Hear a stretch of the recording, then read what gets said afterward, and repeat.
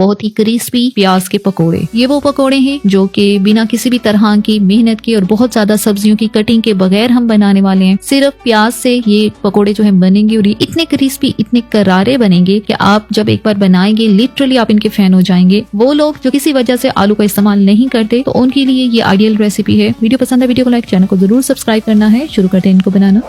सबसे पहले जो है यहाँ पर हमने 4 से 5 दरमियाने साइज की प्याज ली हैं। अच्छा, अब यहाँ पे उनकी कटिंग करते हैं। कटिंग इस तरह से करेंगे कि प्याज को बहुत ज्यादा मोटा नहीं काटना और ना ही इसको बहुत ही ज्यादा पतला काटना है। इसको हमने थोड़ा सा दरमियाना साइज का स्लाइस होना चाहिए। मैं चेक करवाती हूँ आपको। ये देख रहे हैं, इतना थिक ये होना चाहिए, क्योंकि अगर बहुत ज्यादा इसके पतले स्लाइस करेंगे तो क्या होगा, जब पकौड़ों को फ्राई करेंगे तो प्याज बहुत जल्दी जो है जल जाएंगे और बेसन कच्चा रह जाएगा। तो इस चीज से बचने के लिए हमने प्याज को थोड़ा सा थिक ही काटना है। लेकिन थिक का मतलब ये नहीं है कि बहुत मोटा ही कटिंग कर देंगे, हल्का सा ही थिक हो, बहुत ज्यादा ना हो। खाली प्याज के पकोड़े जो है बहुत क्रिस्पी बनते हैं, बहुत ज्यादा मजे के बनते हैं। ज्यादातर लोग जो है बहुत पसंद करते हैं सिर्फ प्याज के पकोड़ों को, और कुछ लोग आलू को जो है अवॉइड इसलिए कर रहे होते हैं कि उसमें काफी ज्यादा स्टार्च होते हैं, तो फिर वो खाली प्याज के पकोड़े ही प्रेफर करते हैं। अच्छा जी, आज जो है इस तरह से हमने प्याज की कटिंग कर ली है और यहाँ पर सारी प्याज जिनको हमने काटा है उनको एक बाउल में जो है ट्रांसफर कर दिया है।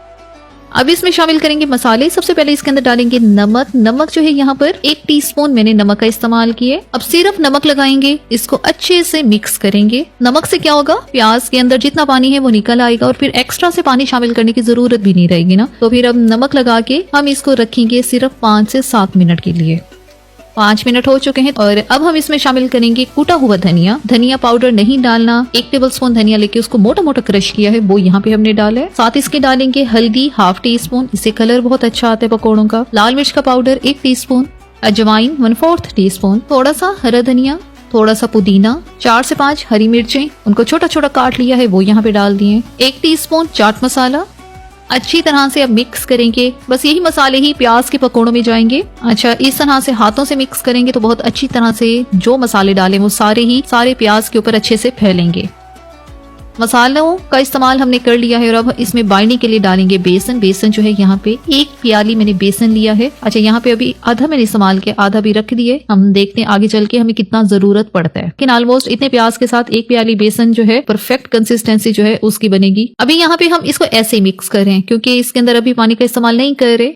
अब इसमें डालेंगे अदरक का पेस्ट। 1 टीस्पून जितना अदरक का पेस्ट डाला है। ध्यान रहे लहसुन का पेस्ट नहीं है, सिर्फ अदरक का पेस्ट है। और 2 टेबलस्पून इसके अंदर डाले चावल का आटा। चावल का आटा है तो वो डाल दें, नहीं है तो फिर 2 टेबलस्पून कॉर्नफ्लोर डाल दें। अगर वो भी नहीं है तो फिर खाली बेसन ही डाल दें। लेकिन चावल का आटा जो है इससे क्या होगा, पकोड़े बहुत क्रिस्पी बनेंगे, फिर वो मजे के भी बहुत लगते हैं। अब हम इसके अंदर थोड़ा थोड़ा पानी शामिल करेंगे और कंटिन्यूस इसको मिक्स करेंगे। एक साथ ज्यादा पानी नहीं डालना, ये ना कि ये जो मिक्सर है बहुत ज्यादा ही पतला हो जाए। थोड़ा थोड़ा पानी डालेंगे और इसको मिक्स करते जाएंगे क्योंकि प्याज के पकोड़े जो हैं बहुत ज्यादा क्रिस्पी होते हैं, तो इसमें बेसन का इस्तेमाल कम होता है और इसलिए ये क्रिस्पी भी ज्यादा बनते हैं। अगर बहुत ज्यादा बेसन इसके अंदर डाल देंगे तो पकोड़े इतने क्रिस्पी नहीं बनेंगे। तो इसलिए पानी का भी जो इस्तेमाल है फिर वो उसी हिसाब से ही करेंगे, ध्यान से ही हमने करना है। अब जो बाकी बचा हुआ बेसन था वो भी हमने सारा इसके अंदर डाल दिया और अब यहाँ पे हम इसको अच्छे से मिक्स करें। तो ये इतना जो थिक आमेजा है ये होना चाहिए प्याज के पकोड़े बनाने के लिए, ताकि जब ये मिक्सर हाथों में लेके हम इसको बाइंड करके इसको गर्म तेल के अंदर डालें तो फिर ये बिखरे नहीं। मिक्सर हमारा रेडी हो चुका है तो दूसरी तरफ ऑयल जो है गर्म होने के लिए रख दिया है।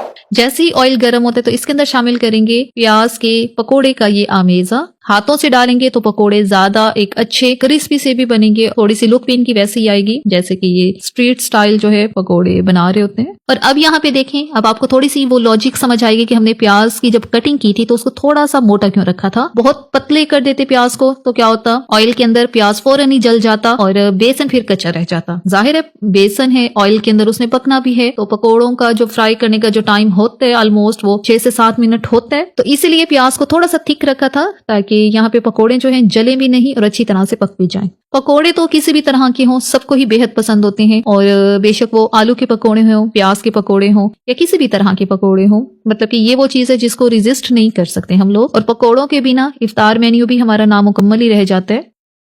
यहाँ पे पकोड़े अच्छी तरह से ब्राउन हो चुके हैं तो इनको जो है गर्म तेल से बाहर निकाल दें और इसी तरह जो बाकी बचा हुआ आमेजा है हम उसके भी पकोड़े बना लेते हैं। تو بس یہاں پر ریڈی ہو چکے ہیں بہترین شاندار کرسپی کرارے مزیدار سے پیاز کے پکوڑے. یہ وہ پکوڑے ہیں جو کہ بنانے میں بہت آسان ہے, بہت زیادہ سبزیوں کی کٹنگ نہیں ہے اس کے اندر, صرف پیاز لینے اور آپ نے اس کے پکوڑے بنا لینے. افطار اسپیشل ہے یہ ریسیپی. وہ لوگ جو کسی بھی وجہ سے آلو کا استعمال نہیں کرتے یا وہ پسند نہیں کرتے تو وہ ان کے لیے یہ آئیڈیل ہے کہ صرف پیاز کے ساتھ ہی وہ بہترین کرسپی کرارے سے پکوڑے جو ہیں وہ بنا کے کھا سکتے.